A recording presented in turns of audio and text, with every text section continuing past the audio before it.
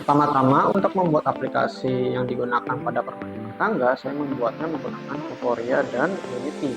Hal pertama yang dilakukan yaitu pertama saya akan membuka browser lalu menuju ke Vuforia. Selanjutnya saya diwajibkan untuk membuat akun karena saya belum memiliki akun. Selanjutnya setelah membuat akun maka saya akan membuka menu Target Manager lalu membuat judul di Target Manager sesuai keinginan, dalam hal ini rumah tangga kimia. Berikutnya saya akan mengupload gambar yang akan dijadikan image target dan dalam konteks image targetnya. Dalam hal ini saya menggunakan image target pada permainan rumah tangga kimia menjadi kartu. Ada 20 kartu sehingga saya harus upload 20 gambar yang dijadikan oleh. Berikutnya saya pergi ke menu download lalu melakukan download terhadap package yang dibutuhkan agar program bisa berjalan. Setelah saya mendownload semuanya, lalu saya membuka Unity, langsung ke menu edit dan pilih import custom package yang telah saya download sebelumnya. Selanjutnya saya import package Vuforia di download dan package image yang sudah di download. Berikutnya saya akan masukkan objek HR coordinate, objek image target, dan gambar yang sudah tersedia yang sudah saya sediakan sebelumnya. Lalu saya masukkan image target dan buat 3D nya di atau bisa juga mengambil 3D model dari website yang tersedia. Hal ini tentunya sesuai keinginan saya sendiri. Dan ini saya membuatnya tersendiri. Lalu setelahnya maka saya akan menggabungkan image target dan 3D yang sudah dibuat. Terakhir, ketika semuanya selesai, maka saya membuat menu agar aplikasi menjadi terlihat lebih rapi dan indah dengan menambahkan beberapa mesin. Dalam proyek ini, untuk permainan waktu kimia, aplikasi yang saya buat itu mendapat beberapa scene, yaitu scene menu play yang mana nanti akan menuju pada HR kamera, lalu menu about yang menjelaskan tentang aplikasi dan pola yang saya lakukan. Yang kedua itu menu about yang mana menjelaskan tentang aplikasi yang dibuat. Lalu yang ketiga ada tata cara permainan alat tangga, dimana nanti siswa untuk memainkan alat tangga tinggal membaca dari peraturan alat tangga yang ada di aplikasi. Dan yang terakhir ada menu kredit dan exit. Untuk menu kredit yaitu orang-orang yang terlibat dalam program ini. Dalam hal ini saya sendiri dan beberapa siswa yang telah membantu saya dan mengajarkan saya untuk membuat aplikasi ini. Dan selanjutnya menu exit yang mana memudahkan user untuk keluar dari aplikasi. Jadi hanya tinggal memencet exit saja. Nah, setelah semua sudah selesai, aplikasi siap digunakan untuk permainan alat tangga.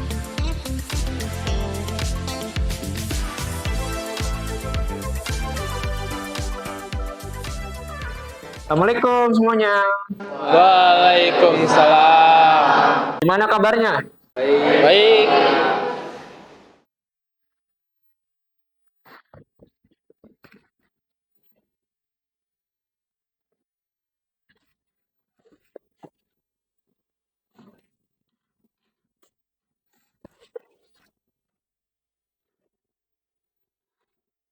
Hari ini siapa yang tidak masuk? Hadir semua? Hadir. Oke. Jadi di pertemuan sebelumnya saya sudah mengajarkan kepada anak-anak tentang teori-teori di hukum dasar kimia. Yang pertama itu di hukum Lavoisier, kedua di hukum perbandingan tetap, ketiga di hukum perbandingan berganda Dalton, dan yang keempat hukum perbandingan Coulomb. Nah, di pertemuan ini saya akan membuat anak-anak untuk menerapkan dari hukum dasar yang telah dipelajari ke dalam kimia melalui games, yaitu gamesnya ular tangga kimia. Ada yang masih ingat materi minggu lalu apa aja? Saya masih Pak. Boleh Reza? Hukum dasar kimia ada 4 kan ya Pak? Iya betul, yang minggu lalu kita pelajari ada 4. Boleh yang lain dijelaskan 4-nya itu apa aja? Saya Pak, Ucup, silakan. ada hukum kekekalan massa, hukum perbandingan tetap, hukum perbandingan berganda, dan hukum perbandingan volume Pak. Ya betul. Coba yang lain, ada yang bisa jelaskan dari keempat itu? Inti dari Saya Pak, silakan. untuk hukum kekekalan massa itu menjelaskan kalau massa total sebelum reaksi akan sama seperti massa setelah reaksi. Sedangkan untuk hukum perbandingan tetap, perbandingan massa unsur-unsur dalam senyawa tetap Pak, biasanya sesuai dengan perbandingan massa atom pada senyawa tersebut. Iya betul. Itu untuk yang dua hukum. Yang dua hukum lagi, ada yang bisa? Saya Pak, Boleh Rina, silakan. untuk hukum perbandingan berganda milik Dalton, kalau ada dua unsur atau lebih yang bisa membentuk lebih dari satu senyawa, tetapi massa salah satu unsurnya itu tetap, maka perbandingan massa unsur yang lainnya dalam senyawa-senyawa tersebut merupakan bilangan bulat dan sederhana. Iya. Lalu Pak, ya boleh Rifaki, apa yang mau ditanya? Untuk yang hukum perbandingan volume itu gimana Pak? Oke, untuk hukum perbandingan volume. Minggu lalu kita udah belajar itu juga. Coba ada yang bisa jelasin ke Rifaki? Saya Pak, Boleh Farah? kalau yang hukum perbandingan volume gas-gas yang bereaksi dan volume gas-gas yang hasil reaksi diukur pada suhu dan tekanan yang sama, maka memiliki perbandingan yang bulat dan sempurna. Nah, betul. Pintar buat kalian semua, tepuk tangan. Wah, ternyata anak-anak masih ingat ya. Oke, selanjutnya saya akan melanjutkan materi dari yang kemarin kita pelajari.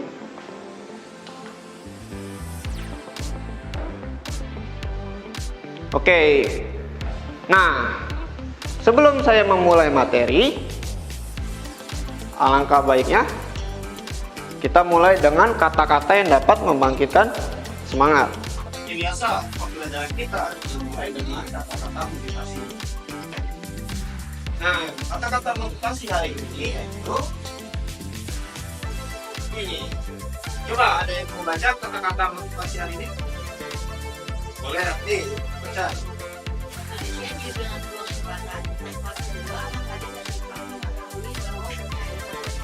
Jadi,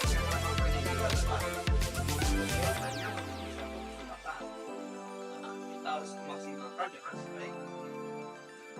Oke, tujuan pembelajaran kita hari ini yaitu menerapkan konsep dari hukum-hukum dasar kimia. Minggu lalu kita udah belajar nih tentang hukum-hukum dasarnya apa aja, empat kan yang tadi disebutkan beda. Nah, sekarang kita pelajari penerapannya dari hukum-hukum itu. Nah, sebelum itu saya minta teman-teman untuk melihat video itu dan berikan tanggapan. Saya mulai. Jadi hukum Lavoisier itu menyatakan bahwa massa sebelum reaksi akan sama dengan massa setelah reaksi. Dari video tersebut, apakah ada yang mau memberikan tanggapan? Saya Pak, itu tentang massa suatu zat yang tetap sama meskipun sudah mengalami reaksi. Iya betul. Nah, yang tadi disebutkan Aziza berdasarkan prinsip dari hukum apa? Jawabannya hukum kekekalan massa Lavoisier Pak. Iya betul. Tuh kan benar, jawabannya hukum Lavoisier. Jadi di hukum kekekalan massa Lavoisier itu dia menyatakan bahwa massa sebelum bereaksi atau massa tidak reaksi itu akan sama seperti massa setelah reaksi. Contohnya di video ini, awalnya dia massanya 96 dan setelah bereaksi, setelah si baking soda yang dicampurkan, massa tetap 96 ya. Teman-teman ini kan, nah, kalau prinsip itu terbukti juga bahwa massa sebelum bereaksi akan sama dengan setelah bereaksi. Nah, selanjutnya dalam penerapan hukum ini kita belajar kayak biasa, tapi dengan games. Wih asik banget, bangga banget itu Pak gamesnya. Yes, game nih. Bosen kan kimia ngerjain soal terus? Jadi penasaran gamesnya apa ya? Nah, games kita hari ini yaitu ularkan kimia. Nah, kayak gini kayak belajar kimia kan seru, jadi semangat deh. Permainan ularkan hari ini pertama-tama teman-teman harus mengikuti aturan yang sudah saya buat dahulu. Nah, aturan pertama, teman-teman harus terbagi ke dalam beberapa kelompok yang terdiri dari ketua kelompok dan anggota. Kedua, itu setiap ketua pada setiap kelompok menjadi perwakilan untuk memainkan tantangan ini dan akan naik jadi pemain dalam program tugas. Ketiga, untuk menentukan gilirannya si ketua kelompok itu harus melakukan kompetitor. Yang keempat, ketika memulai permainan, pemain giliran pertama harus mengambil baju terlebih dahulu. Lalu pemain akan berjalan sesuai dengan angka lalunya keluar. Misal angkanya 5, maka teman-teman jalannya 5 angka. Nah, jika teman-teman ada yang mendapatkan angka 6, maka mendapatkan kesempatan sekali lagi untuk berjalan. Nah, tapi kesempatannya hanya diberikan 2 kali. Jadi, ketika misal teman-teman melakukan nah, coba gitu. Keluar angka, udah sampai situ aja. Jadi dia akumulasi dari yang 6 dan yang setelahnya. Nggak ada kesempatan ketiga. Lalu pemain yang telah mantap akan mendapatkan kartu dengan warna yang sesuai dengan warna dari kotak yang dibedaknya. Jadi di bulan tangganya itu ada 2 warna kotak. Yang pertama putih, yang kedua hitam. Misal di teman-teman ini menginjak di angka nomor 4. Nah, nomor 4 itu kotaknya warna hitam. Nah, berarti nanti teman-teman ngambil kartunya untuk yang warna hitam gitu. Lalu yang ketujuh, kartu akan dipilih secara acak oleh pemain sesuai dengan warna yang didapat. Nah, kartu itu nanti bentuknya itu seperti AR atau augmented reality. Teman-teman harus men-scan itu. Scan-nya menggunakan aplikasi yang sudah saya buat. Jadi untuk lihat soalnya, kalian pakai aplikasi itu, kalian scan, nanti keluar soalnya. 8, pemain tidak boleh menjawab pertanyaan tersebut. Jadi, atau saya juga katakan, jadi ketua kelompok yang main dia nggak boleh menjawab. Yang boleh menjawab itu harus anggotanya. Jadi, ketua kelompok sudah melakukan soal, lalu kasihkan anggotanya. Biarkan mereka yang menjawab. 9, setelah pemain mendapatkan jawaban dari foto kelompoknya, harus melakukan validasi dulu saya. Kalau saya bilang itu benar, berarti boleh melanjutkan maka. Kalau salah, berarti tidak boleh. 10, jika pemain memberikan jawaban benar, dari sudah saya sebutkan ya, boleh jalan. Jika salah, maka lanjutkan melakukan yang giliran yang berikutnya. Nah, ini seperti permainan bola tangga biasanya. Kalau teman-teman menginjak ular, aku akan turun menuju angka yang terdapat ekor ular. Nah, tapi kalau teman-teman menginjak yang di ekor ular itu dia tidak mengubah apa. Nalunya cuma yang menginjak di kepalanya. Nah, 12. Jika pemain telah mencapai beberapa kotak sebelum finish, maka pemain tidak boleh berjalan jika mendapatkan angka dulu dengan jumlah yang sesuai atau di bawah. Bisa teman-teman berubah angka lagi untuk garis finish. Nah, kalau misalnya teman-teman mendapatkan angka 6, maka kalian teman-teman nggak boleh jalan tetap di tempatnya. Cuman kalau bisa dapat angka 2 atau 1, boleh jalan 2 atau 1.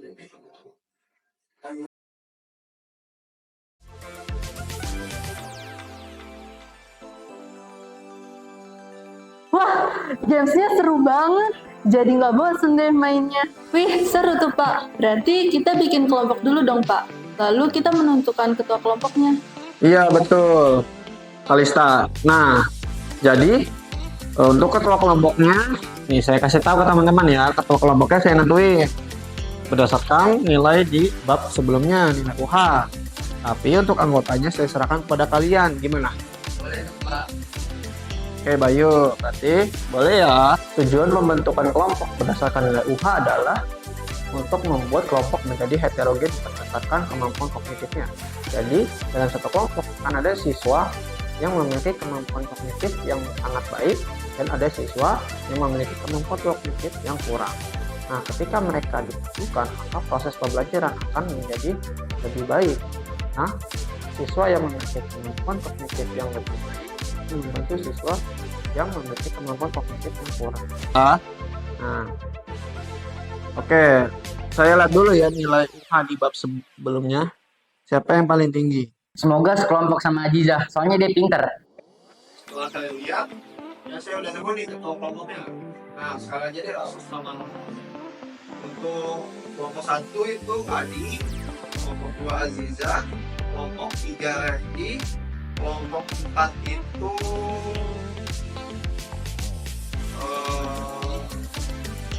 Sarah, kelompok terakhir Amel. Oke Pak, pengangkutannya bagaimana Pak? Makanya saya sediakan rekamannya dia nanti gimana Kak? Baik Pak, saya diskusikan dulu ya dengan teman-teman. Oke, sebelumnya ya. Ya. Ya, sekelompok sama Adi. Kita udah dapat ya kelompoknya ya. Mana coba kelompok Aziza atau kelompoknya Refdi? Adi? Ya. Farah? Ini kelompoknya Amel. Lengkap semua. Oke, sebelum kita mulai permainan ada yang mau ditanyakan nggak? Pak, saya mau nanya dong. Ya, boleh ya, Di, nanya apa? Misal saya dapat angka 6. Kan saya dapat kotokan lagi tuh. Nah, kalau di kotokan kedua saya dapat 6 lagi, berarti saya bisa jalan 3 kali dong, Bang. Oh gini nanti, jadi sesuai dengan aturan yang saya bacakan. Jadi untuk angka 6 itu hanya diberikan kesempatan 2 kali jalan saja. Jadi misal pertama kamu dapat 6, kan jalan lagi tuh. Lalu kamu lagi, nah udah itu cukup. Berarti kamu cuma jalan 12 langkah nggak ada lagi. Jadi nggak ada kesempatan 3 lagi. Cuma 2 kali kesempatan jalan aja. Paham? Udah nanti. Lanjut mau bertanya? Ya boleh Amel. Jadi kalau misalnya kita udah ngelempar dadunya, terus keluar angka, dan kalau mau maju berarti kita harus jawab soalnya dulu. Kalau misalnya kita nggak bisa jawab, berarti kita nggak bisa maju dong Pak. Cara maju kan kita harus jawab pertanyaan. Kalau anggota salah menjawab pertanyaan, maka sudah jangannya di pilihan berikutnya. Ada lagi? Oke, kalau nggak ada lagi, langsung kita mulai aja game saya. Udah langsung mulai aja, udah nggak sabar buat menang.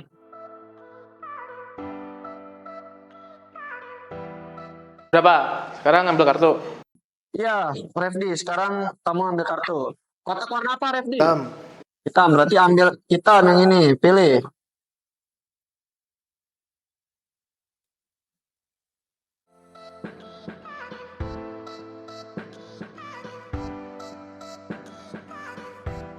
Jawabannya C bukan Pak? Coba dikerjain dulu di papan tulis.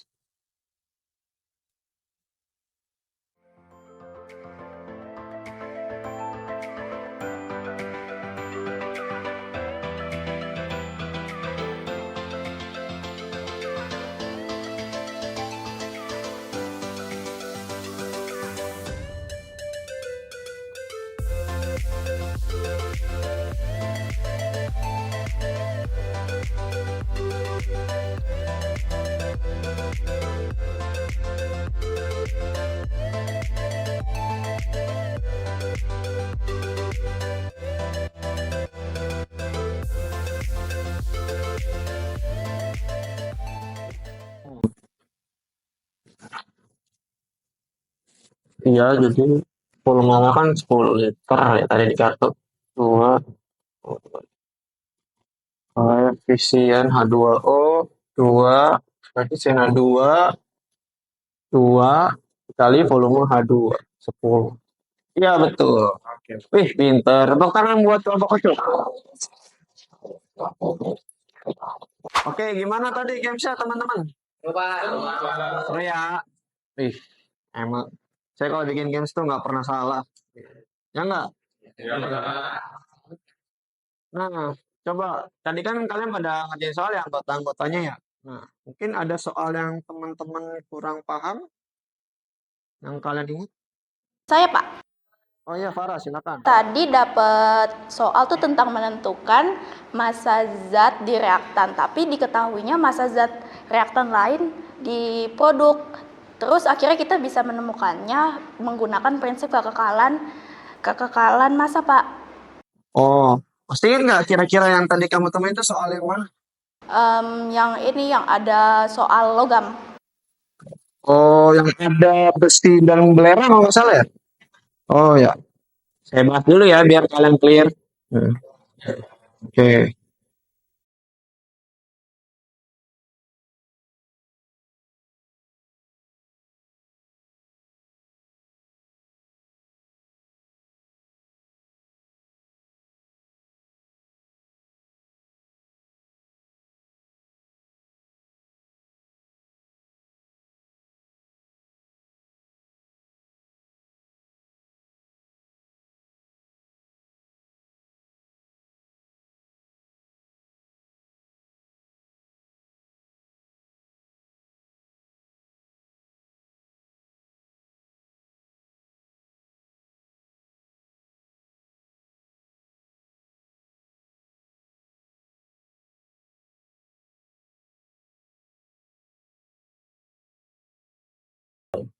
Oke, karena sudah di akhir pembelajaran, maka untuk melatih pemahaman kalian tentang penerapan hukum dasar dalam perhitungannya, maka saya akan memberikan asesmen formatif. Tujuan dilakukan asesmen adalah yang pertama, untuk mengecek tujuan pembelajaran apakah sudah tercapai atau belum pada kegiatan pembelajaran yang telah dilakukan. Yang kedua, yaitu sebagai bahan evaluasi guru terhadap pembelajaran yang telah dilakukan sehingga guru pada pertemuan selanjutnya dapat merancang pembelajaran menjadi lebih baik lagi dan lebih terarah. Dan yang ketiga, untuk mengecek pemahaman siswa yang telah dilakukan pada kegiatan pembelajaran yang telah dilakukan. Kalian scan dulu, nanti kalian kerjakan di rumah. Jadi soalnya itu ada di dalam barcode itu. Pertemuan selanjutnya akan kita bahas. Jadi nanti itu sebenarnya akan saya jadikan sebagai bahan evaluasi untuk pembelajaran selanjutnya. Tuh, saya juga bisa tahu di mana kalian tidak paham pada beberapa hukum dasar, entah di Lavoisier-nya atau mungkin di yang Dalton-nya gitu. Ya teman-teman ya. Nah, oke, karena sudah di akhir, kita tutup dengan doa. Mungkin ketua kelas, Kalista boleh pimpin doa? Siap. Berdoa dimulai. Berdoa selesai. Oke, terima kasih Kalista. Oke, sekian dari saya, kurang lebih yang mohon maaf. Assalamualaikum warahmatullahi wabarakatuh.